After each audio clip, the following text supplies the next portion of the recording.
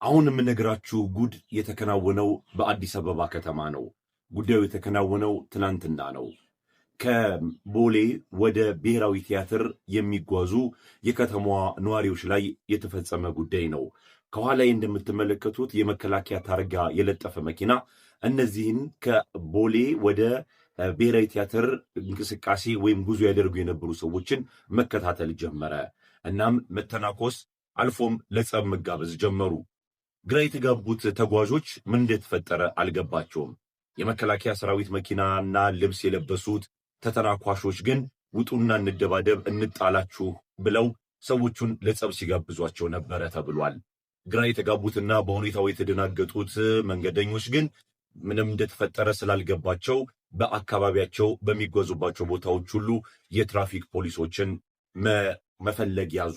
እንደ አጋጣሚ ሆኖ ወደ ብሔራዊ ቲያትር የነበሩ ጉዟቸውን ትተው በተቃራኒው መንገድ ከነዚህ መከላከያ ሰራዊት ራሳቸውን ለማሸሽና ምን እንደተፈጠረም ለመረዳት የትራፊክ ፖሊስ በሚፈልጉበት ሰዓት ላይ እንደ አጋጣሚ ሸራተን ሆቴል አካባቢ የትራፊክ ፖሊሶችን ያገኛሉ። ግለሰቦቹ እንደ አነጋገራቸውና እንደሰጡት መረጃ ከሆነ ከኢትዮጵያ ውጭ የሚኖሩ ናቸው። እነዚህ የመከላከያ የደንብ ልብስ የለበሱና በመከላከያ መኪና የሚከተሏቸው ግለሰቦችም ሰዎቹን ያጠኗቸው እንደሆነ መገመት ይቻላል። እናም የትራፊክ ፖሊስ ያገኙት መንገደኞች መኪናቸውን አቆሙ።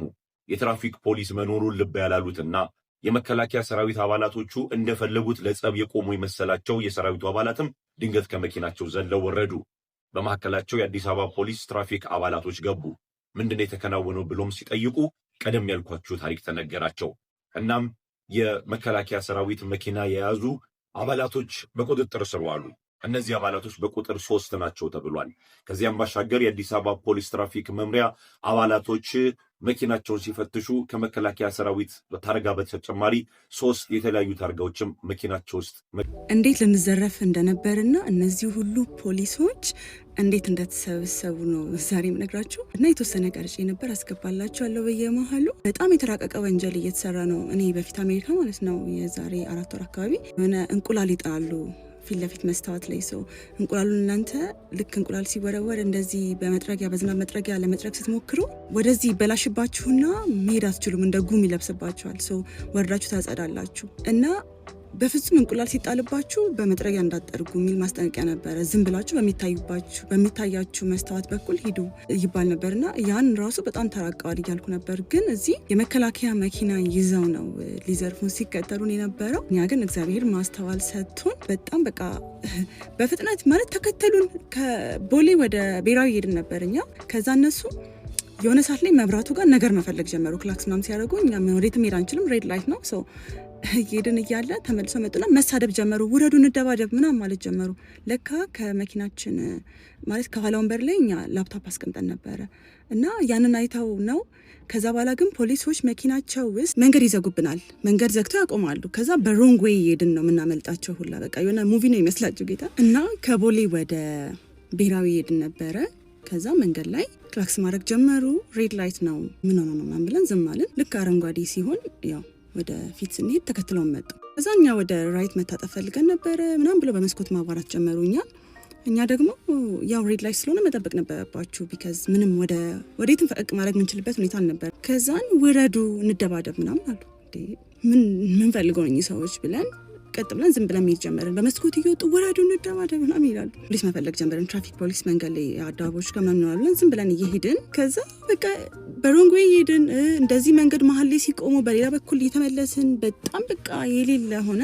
ሸራተን ጋር ስንደርስ ትራፊክ ፖሊሶች ነበሩ እዛ ጋር። እኛ ወዲያው ዩተርን አድርገን አቆምን። ስናቆም እነሱ አይ ቲንክ ፖሊሶችን አላዩ መሰለኝ ለመደባደብ ያቆምና የመሰላቸው ወረዱ።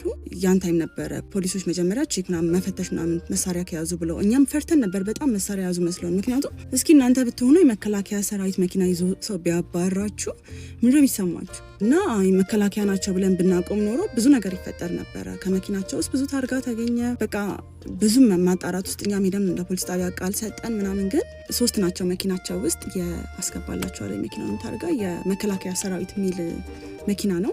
እኛ ምን ሆነ ነው ምናምን ብለን ያው ሌላ ሀገር ውጭ ሀገር ምናምን ልክ እንደዚህ አይነት ነገር ከሀራስ እያደረጉ ሰዎች ካስቸገሯችሁ ወደ ፖሊስ ጣቢያ ወይም ወደ ፖሊስ በቃ ፖሊስ ወዳለበት ቦታ ነው የምትሄዱት እንጂ ከነሱ ጋር ሰጣ ገባ ውስጥ መግባት አያስፈልግም።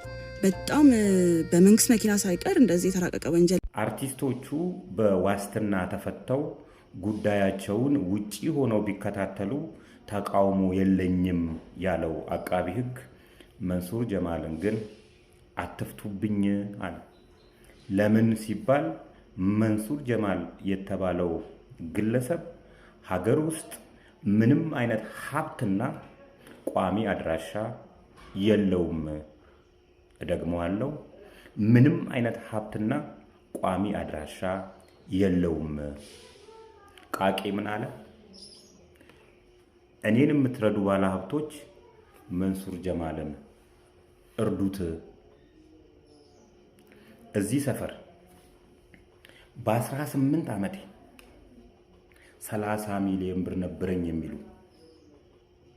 ልብሴ ከዲያመንድን የተሰራው የሚሉ፣ ገንዘቤ እንኳን ተሰርቆ ተቀዶ አያልቅም